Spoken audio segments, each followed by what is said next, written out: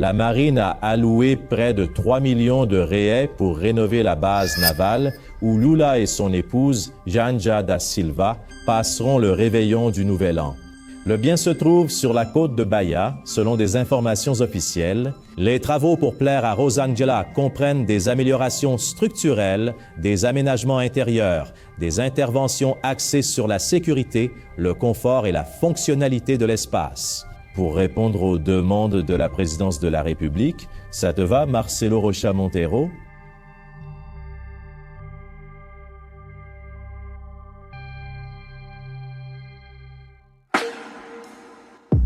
3 millions de réais ont été prélevés des caisses publiques pour rénover une base navale sur le littoral de Bahia.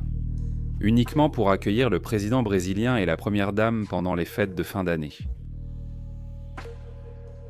Dans un pays où les soldats se plaignent du manque de carburant, d'électricité et même de nourriture de base, cette dépense de plusieurs millions paraît insultante pour la troupe et la population qui soutiennent l'État par leur travail acharné et des impôts croissants.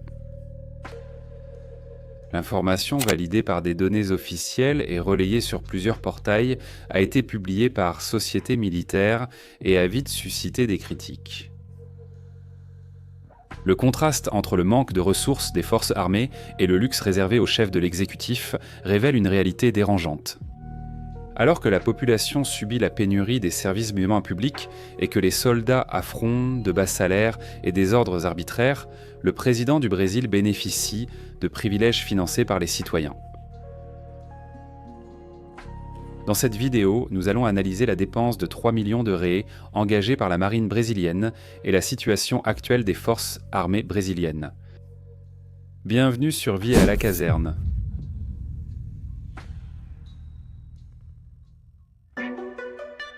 Des rénovations à plusieurs millions dans une base militaire de la marine ont ravivé de fortes critiques contre le gouvernement brésilien.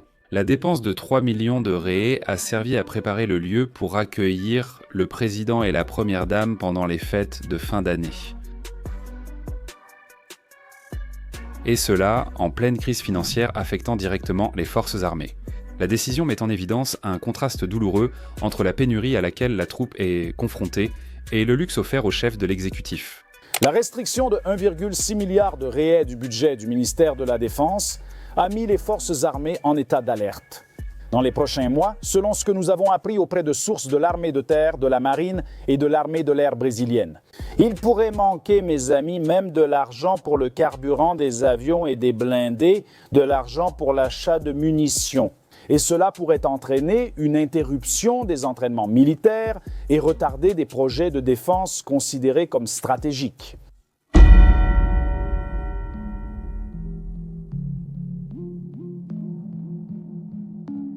La confiance dans les forces armées repose sur la clarté de leur rôle institutionnel.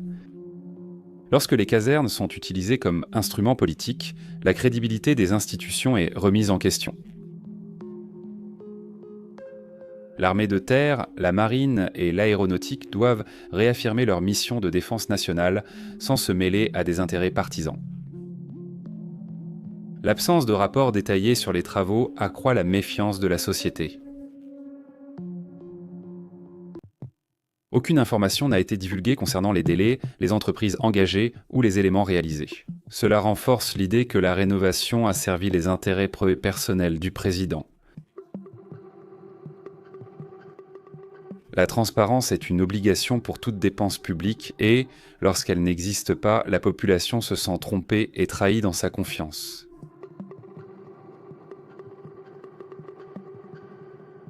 Le contexte fiscal brésilien accentue la gravité de l'épisode.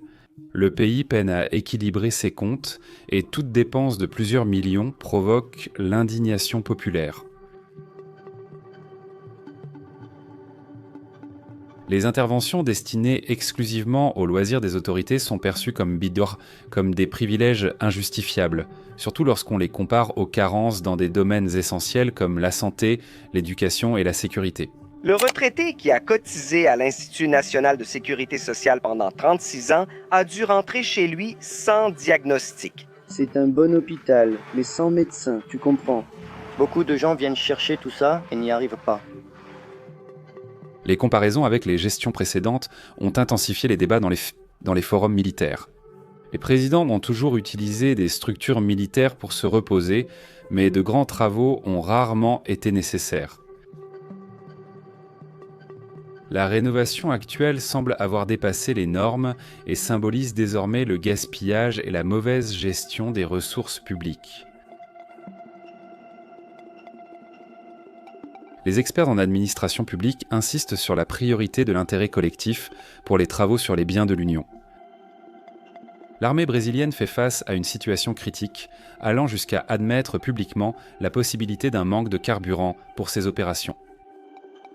Cette déclaration met en évidence la fragilité logistique de la force terrestre qui dépend de déplacements constants pour les entraînements, les patrouilles et les missions de sécurité intérieure. Sans carburant, la capacité de réaction rapide est compromise, mettant en danger la préparation des troupes et la crédibilité même de l'institution aux yeux de la société. Vie à la caserne. La marine souffre également de restrictions sévères, comme la mesure de rationnement de l'électricité à l'école de guerre navale à Rio de Janeiro. Le manque de ressources a obligé la marine à limiter l'utilisation des ascenseurs et des systèmes de climatisation, révélant la précarité des ressources même dans les unités d'enseignement et de formation des officiers.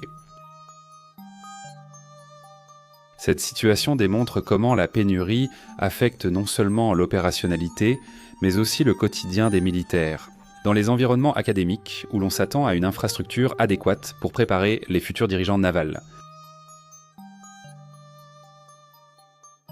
Dans l'armée de l'air, la situation est plus grave, des chasseurs et avions de patrouille restant au sol par manque de carburant. L'interruption des missions aériennes compromet directement la défense de l'espace aérien national et la surveillance des frontières, qui sont des fonctions stratégiques pour la souveraineté du pays. La réduction des heures de vol nuit à la formation des pilotes, diminue l'efficacité de la force et accélère la fuite de professionnels qualifiés, qui demandent leur démission pour migrer vers l'aviation civile, où ils trouvent de meilleures conditions de travail et de rémunération. Les améliorations des bases militaires doivent sans viser à moderniser les équipements, former les troupes ou élargir les services pour la population en urgence. Quand l'investissement vise le luxe et le confort, les autorités voient leur timbre, leur légitimité inévitablement remise en question.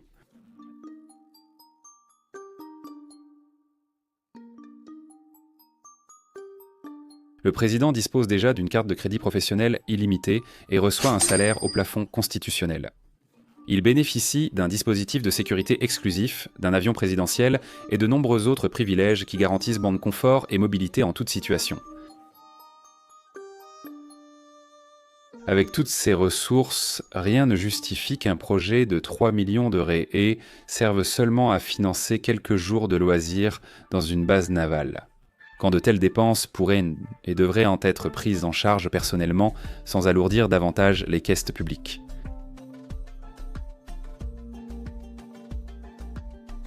Pendant que la population lutte chaque jour pour gagner son pain quotidien et supporter un État coûteux, inefficace, qui offre peu de services de qualité en retour. Face à la lourde charge fiscale, la marine du Brésil consacre près de 3 millions de réés pour offrir confort et luxe à l'actuel président de la République. Laissez ici dans les commentaires votre avis sur cette situation et, selon vous, quelle serait la meilleure alternative pour éviter que ce type de dépenses ne continue à se produire.